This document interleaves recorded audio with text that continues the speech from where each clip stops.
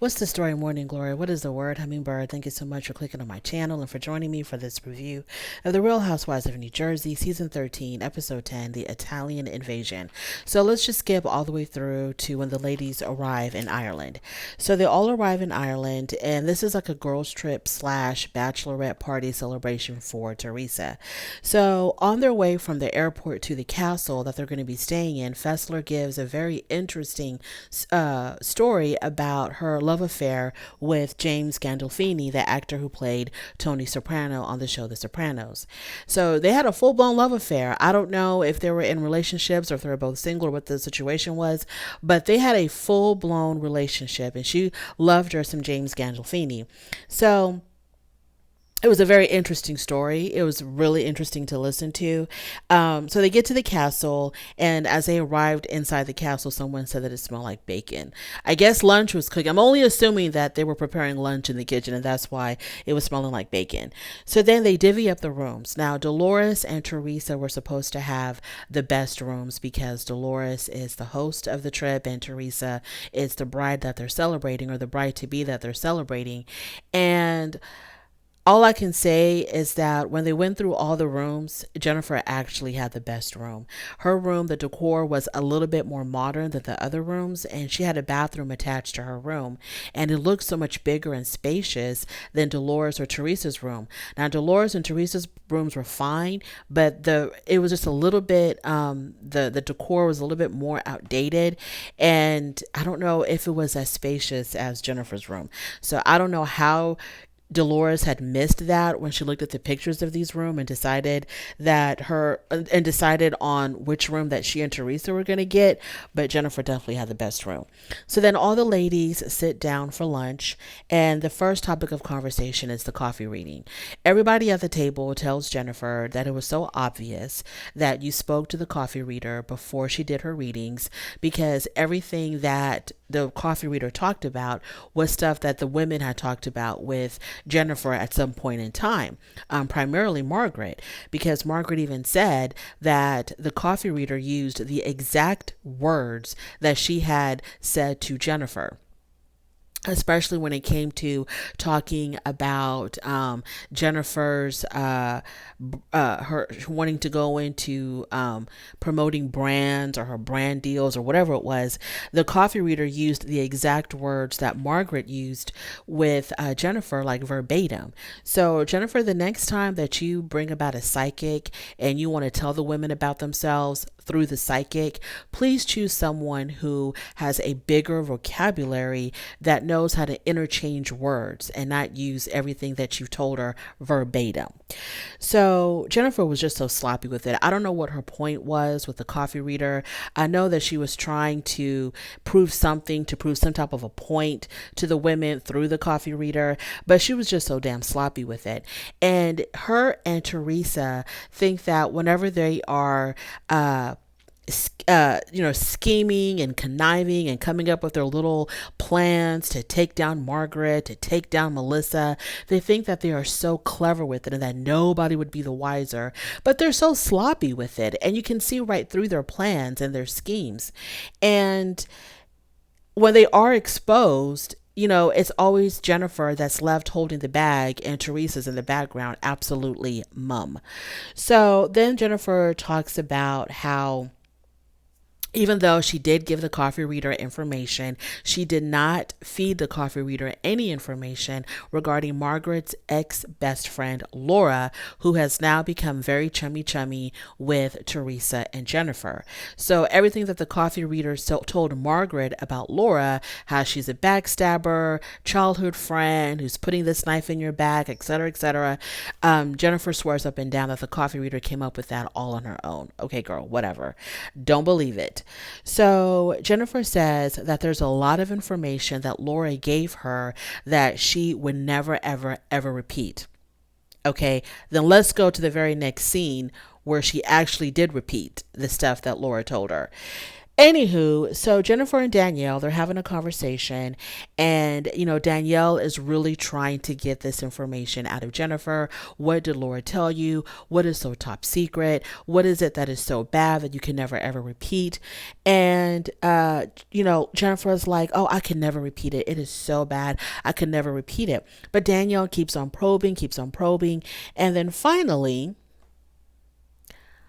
Jennifer spills all the beans. So, what Jennifer says is that Margaret, when she was friends with Laura, had told Laura that a friend that both her and Melissa know, I think, some mutual friend, had caught Melissa making out with another man in the back seat of a car.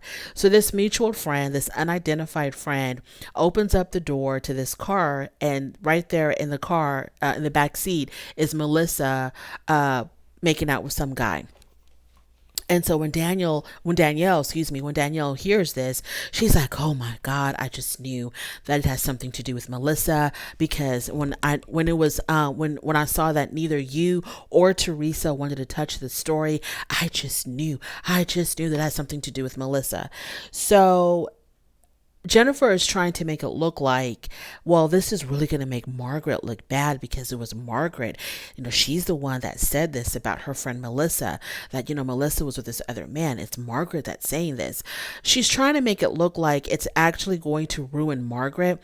But we all know that both her and Teresa, what their plan is to take down Melissa once and for all. So what better way to do it than to start a rumor that she's having an affair on her very machismo, very macho type husband, very territorial, possessive husband, Joe Gorga. So when Danielle, I'm thinking of all the people that you could have told, you're telling Danielle. Really? I mean, I can understand if you told Dolores, but you're going to tell, or even if you told Jackie, but you're giving this information to Danielle, who likes to fly off the handle. Okay, fine. So, I just saw this as really like as this is like a campaign against Melissa, not so much Margaret. So let's go to the damn bachelorette party. So they go out to, I guess, like a restaurant / pub or something. And the first conversation is they talk about the wedding. They talk about the bridesmaids' dresses. Fessler asks Teresa what made her pick Dolores and Jen to be her bridesmaids. And Teresa lies and says that, well, because they've been such big supporters of my relationship with Louis. It had nothing to do with the fact that Dina Manzo dropped out. It had nothing to do with that, because when Dina was in it, Dolores and Jennifer were not. But now Dina's out. Now you have Dolores and Jennifer. Okay, fine. Not Dolores and Jennifer. Now you have Dolores and Jennifer. So Teresa says, then they talk about her not inviting Melissa's mother. I think her name is it Donna? Her not inviting Melissa's mother, Donna, to the wedding. And Teresa says, well, if, somebody would have just told me, I would have invited her. And then Melissa said, but you did tell everyone that you didn't invite her because there's history between y'all. And Teresa tried to say, well, I meant history between me and you, or me and your sisters, not necessarily Donna. But she did say that she wasn't going to invite Donna, because if she'd invited Donna, she would have to invite Melissa's sisters, and she didn't want to do that. So she did make it seem like she intentionally left Donna out. So I don't know why Teresa's like, well, if somebody would have just told me, I would have done. This is the stuff that makes me really worry about Teresa's mental state, because something that something that happened, she'll say that it was the complete opposite when someone brings it up to her. Well, remember when you didn't want to invite Donna? She's like, what are you talking about? I didn't want to invite Donna. Of course I wanted to invite Donna. Somebody just should have reminded me. And then it's like, literally, it was on camera, Teresa, that you had said you were not going to invite Donna because you didn't want to feel the pressure of having to invite the sisters. This is like on camera. You're doing everything on camera, Teresa. It's not a he said, she said type of situation. It's just simply, let's play back the footage. And we can clearly see you saying that you did not want to invite any of Melissa's family because there's history there. Okay. That's okay. So So then Jennifer tells Melissa that Teresa inviting Melissa was just out of an obligation, not because she really wants her at her wedding, but she feels obligated to invite her because she's family. So everybody at the table was shocked when Jennifer said that. So I'm like, Jennifer, but in her confessionals, Jennifer will say things like, well, I don't understand why Melissa doesn't want to be a bridesmaid. Doesn't she just want to make things better and move on? But by you telling her that she was only invited out of an obligation, how is that making things better between Teresa, your BFF, and her sister-in-law? How could you say that to someone, that you're only invited as an obligation? In Margaret's confessional, she says that Jennifer is an obligation. Inviting Jennifer was an obligation because Teresa has much closer friends that she had invited or could have invited, but Jennifer is just her TV friend, and so that is a real obligation. So then the conversation goes back to Melissa's mom. So Teresa once again says that if Joe would have just reminded me, now she wants to blame her brother. She goes, if Joe just would have reminded me, I would have invited Melissa's mom. And Melissa says, but he shouldn't have to remind you because we're all family. My family is your family, so why would he have to remind you to invite family, especially from how it was presented to us, the audience? It seemed like Donna was extremely close to Melissa's parents. I'm not Melissa, to Teresa's parents. So, Teresa talks about how she's only human. She makes mistakes. She forgot about it. And somebody should have just reminded her. So she completely puts all the blame on Joe, which she inadvertently is actually blaming Melissa, because how is Joe going to be, keeping up with Teresa's invitation list? So Dolores agrees with Teresa, actually, and Dolores says in her confessional that, yeah, okay, so she says that she forgot. Fine. Okay, give her the benefit of the doubt that she forgot. Y'all should have just reminded her to invite Donna. And then if she still said no to Donna coming to the wedding, then you can talk your crap as much as you want. But because you didn't give her the benefit of the doubt of doing what she wanted, which is just to remind her, you should have just reminded her. Because you didn't do that, now you really have nothing to stand on, because now Teresa can say, I would have invited her if somebody would have just reminded me. But Dolores, you forget, she did say that she did not want Donna at her wedding because she didn't want to feel obligated to invite Melissa's sisters. Because she said, even at this dinner in Ireland, she said, well, if you invite one, then you got to invite everybody. So Teresa says, I'm the coolest sister ever, and I would never throw my brother Joe under the bus. When she said that, both Melissa and my jaw dropped when she said that she would never throw her brother under the bus. Her calling her brother all of those derogatory names at last year's reunion, that's not throwing your brother under the bus. You talking about how your brother is antagonizing your fiance, how, your brother doesn't have a mind of his own. He's busy listening to his wife. There's reality for all of us, and then there's Teresa's reality. And unfortunately, the two never coincide and the two never match up. So, Jackie then tries to bring the peace and, by changing the conversation. And Teresa says, well, it's all Fessler's fault. She's the one that started all of this, which she did. And Fessler was trying to be extremely messy, even though Fessler tries to come across as, I just want peace. I just want people to get along. She brings up the whole bridesmaid situation. And why did Teresa choose Dolores and Jennifer as her bridesmaids? I'm surprised that Teresa didn't choose Jennifer as her bridesmaid from day one, because Jennifer acts like she would die for Teresa. She would lay down on the sword for Teresa. But anywho, I think that's all of my review. I don't have anything else much to say. Oh, let's talk about this rumor about Melissa that Jennifer is trying to start. I don't know if this stuff is true or not. I have no idea. Of course, I don't know. If this is, okay, so Jennifer says that she didn't want to bring this up because she didn't want to do to someone else what was done to her.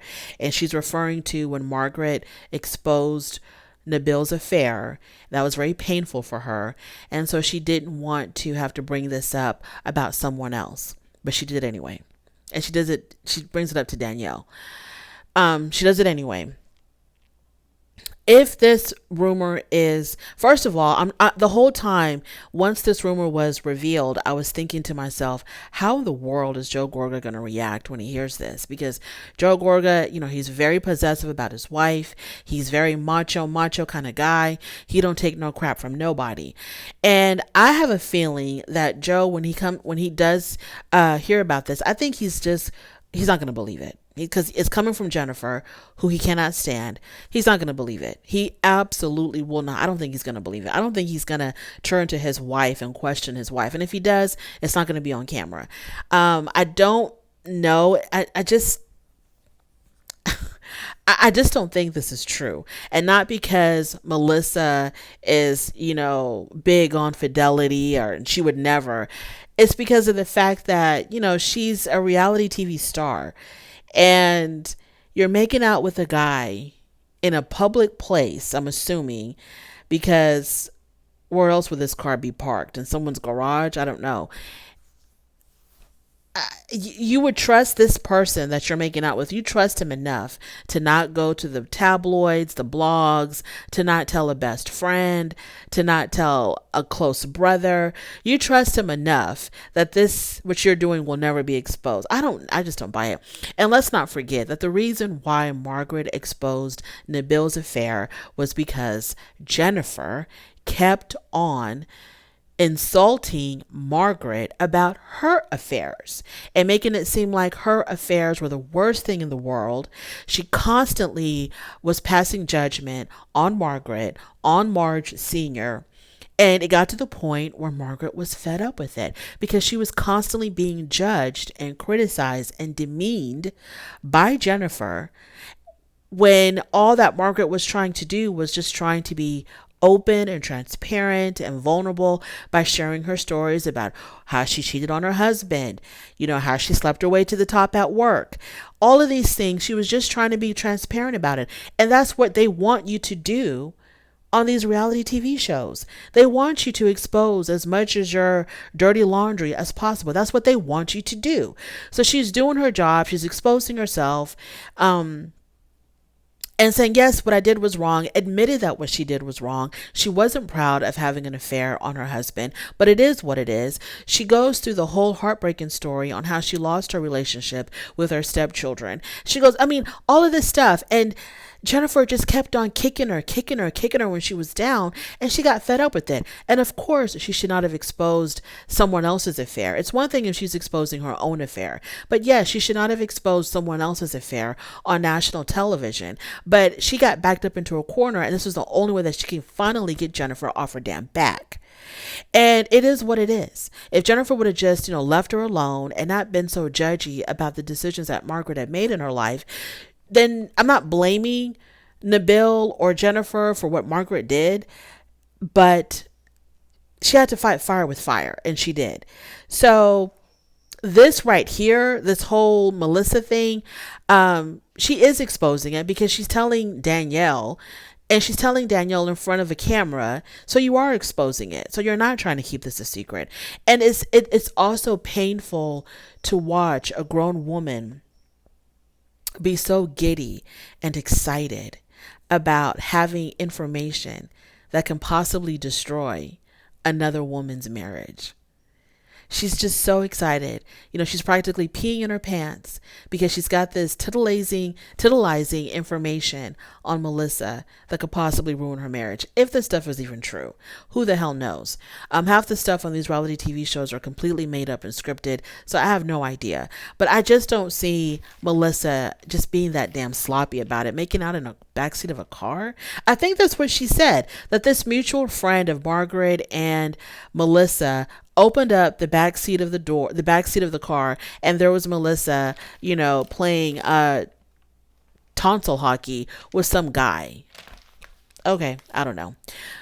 We'll find out more in the upcoming episodes. Thank you so much for joining me. Oh, I'm sorry. One more thing. When when Jennifer, before they left for Ireland, and when Jennifer was talking to her husband about their children, she was talking about how, what Margaret did, it was so painful to the family. And, it was just so horrible. My children were affected by it. And she says, it's so, what did she say? It was so bad that, now her daughter wants to be a love therapist because of what Margaret did, because of what Margaret said. Now her daughter wants to be a love therapist. And the way that she said it, it was as if it was a bad thing that her daughter wants to be a marriage counselor. I mean, wouldn't you see that as, okay, out of something really horrible and tragic as Margaret exposing our private life, now our daughter has been inspired to be a counselor, or a marriage counselor. Something good came out of this. Why can't you see it that way, Jennifer? That something good came out of something so tragic. It has inspired your daughter to choose a profession, and has inspired your daughter to work towards a goal. I don't understand the way she said, and now she wants to be a love therapist. It was as if she was saying, and now she wants to be a streetwalker because of what Margaret did. It's a good thing, Jennifer. It's a good thing. Thank you so much for joining me. I really do appreciate it. On your way out, don't forget to rate the video. If you like this content, please go ahead and subscribe, and I will definitely talk to you later. Bye.